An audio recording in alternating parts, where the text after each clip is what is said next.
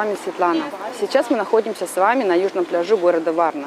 Здесь сегодня хотят поставить мировой рекорд книги рекордов Гиннесса по составлению живой ДНК-цепочки из людей. На данный момент этот рекорд принадлежит Турции. Там была составлена цепочка из ДНК с 3004 людей.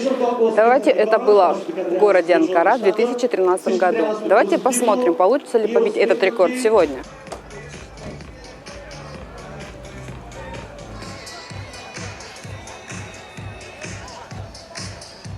Кажа, че сме изключително сигурни и убедени, че ще бъде едно страхотно преживяване. Това, което предстои да се случи, подобряване на световен рекорд. Через несколько минут откроются терминалы. И все желающие пойдут составлять живую цепочку. Им будут давать браслеты, кепки. И будут там специальные по цветам, по буквам, будет там все расписано. Давайте посмотрим на это. Разбира се, всичко това няма как да се случи и без подкрепата на нашите приятели от МТЛ, Рефан,